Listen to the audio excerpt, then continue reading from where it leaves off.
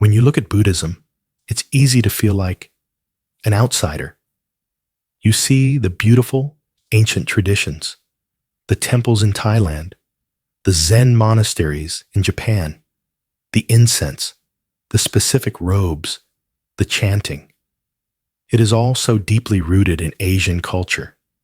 And if you're a person from the West, you might feel like a tourist in this tradition. You might even worry that by practicing it, you are appropriating a culture that isn't yours. What if the teachings of the Buddha are not a cultural identity? What if they are a universal science, a science of the human mind?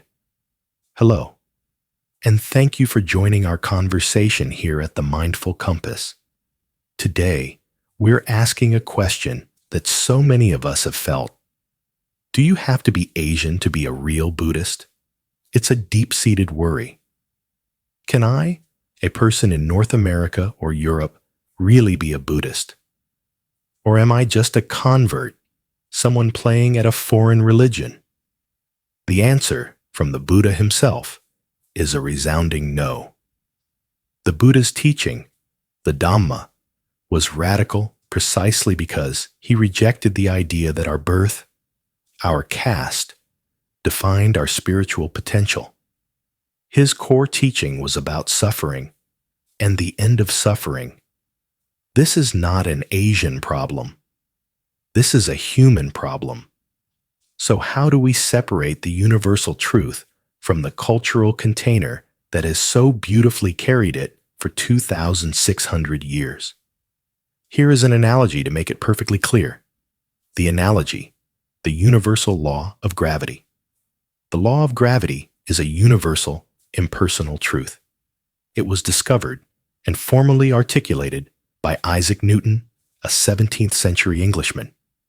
Now, today, when an astronaut in Japan uses Newton's laws to calculate an orbit, does she say, "I am practicing English science"?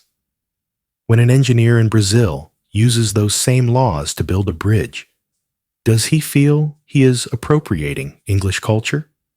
Of course not. They are simply using a universal truth about the physical world that an Englishman happened to be the first to articulate. Siddhartha Gautama, the Buddha, was a 6th century BCE Indian man. He discovered a universal law of the mind. 1. That clinging causes stress, gravity pulls things down. 2. That letting go leads to peace. This is how you fly. When you, in your kitchen in Ohio, practice mindfulness to free your mind from anxiety, you are not being Asian. You are using a universal law of the mind that an Indian man happened to be the first to articulate. This analogy is so liberating. It means you can honor the cup while focusing on the medicine. The cup is the culture, the Thai rituals, the Zen aesthetics, the Tibetan art. We must always treat these containers with deep, profound respect. They are the beautiful vessels that have preserved the medicine. The medicine is the Dhamma, the Four Noble Truths, the Eightfold Path, the practice of mindfulness and compassion. You do not have to become the cup to drink the medicine. A real Buddhist is not a person of a certain race.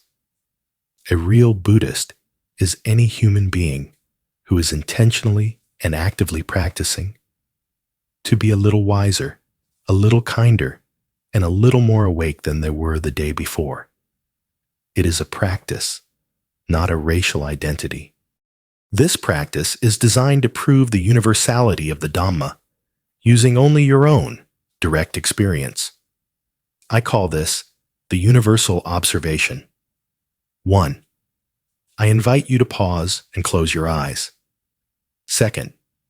First, bring to mind a moment you were clinging tightly to something, wanting to be right in an argument, or desperately wanting an outcome you couldn't control. Feel the tension that came with it, the tightness in your chest, the heat. 3. Now, let that go. Bring to mind a moment you truly let go, a time you forgave someone, or accepted a situation, or just felt a moment of pure, simple peace. Feel the release that came with it, the softness, the space. 4. Now ask yourself, was that feeling of tension an Asian feeling? Was that release a Western feeling? 5. No, they are human. You have just, in your own body, experienced the central truth of the Dhamma. It belongs to everyone. So, no. You do not have to be Asian to be a real Buddhist, any more than you have to be English to believe in gravity. The Dhamma is not an Eastern truth. It is a human truth. The Buddha's invitation was not to people of Asia. It was to all human beings who suffer. That invitation is for you. You belong on this path exactly as you are. This is a path for all of us. First, please share this video with someone in your life who might feel like an outsider or an imposter on their spiritual path. Second, in the comments, let's celebrate this. What is one universal teaching from the Dhamma that speaks to you regardless of culture? And third, if you find this path of inquiry valuable and wish to continue these conversations, I warmly invite you to subscribe and follow our channel. Thank you for joining this conversation. May you be well. May you be peaceful. And may you feel truly at home on this path, right where you are.